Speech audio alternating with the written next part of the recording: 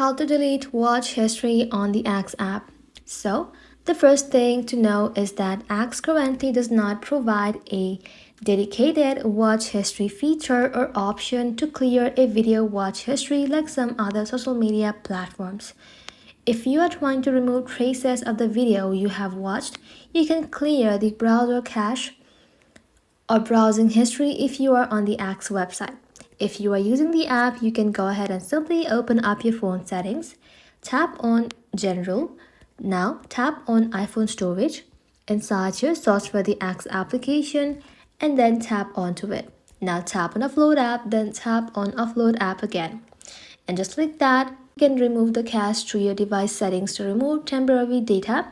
But this won't delete a watch history because Axe does not store one user that can manage. If your goal is to improve or reset the videos shown in your feed, interacting less with similar content or marking posts as not interested can gradually change your recommendation over time. That's it. Thank you for watching. If this video was helpful, consider subscribing to our channel and liking this video.